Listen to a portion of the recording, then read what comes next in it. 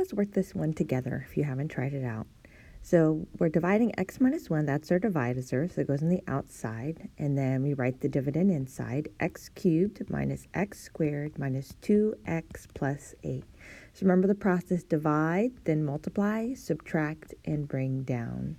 So the first thing is to divide. We look at the first term, x and x cubed. So let's look at x cubed over x. You're left with x squared. So x squared gets written above here, above the other x squared in the x squared place. Then we multiply x squared to the x minus 1. So x squared times x minus 1, we're left, we multiply, we get x cubed minus x squared. Then what we do is we subtract. So we change the signs to opposite.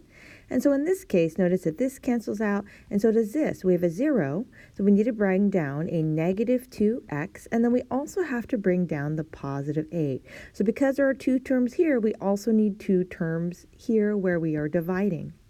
So now we take a look at our first term again. Negative 2x over x. So negative 2x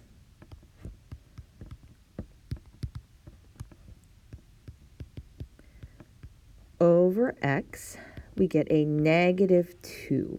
So negative 2 will go over the constant, negative 2. Then we multiply negative 2 times x minus 1. So that is negative 2 plus 2. I'm sorry, negative 2x plus 2. Then we subtract, meaning we change the signs. So 8 minus 2 is 6, and that is our remainder. So we have to write the final answer. We write it as x squared minus 2 plus 6, our remainder, over the divisor, which is this x minus 1.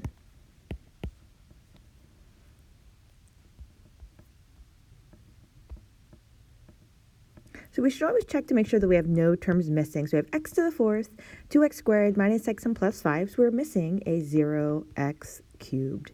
And then here we are not missing anything, x squared minus x plus 1. So we're good there. So let's write it. We have our divisor, x squared minus x plus 1. And then we have our x to the fourth plus 0x cubed plus 2x squared minus x plus 5. It just helps us in making sure we have a placeholder for when we multiply.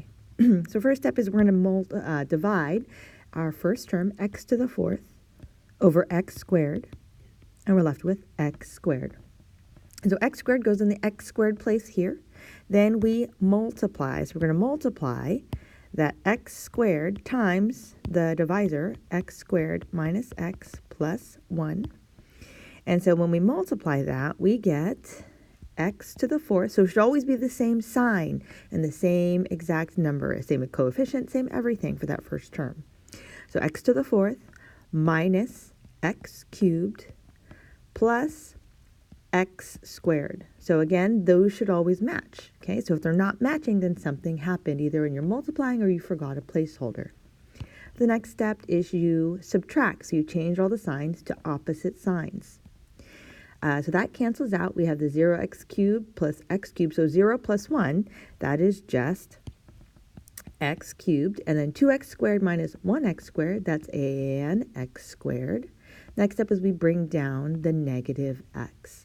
Then we start our process all over again. So x cubed over x squared. We're left with an x that goes in the x place here. Then we multiply x times x squared minus x plus 1.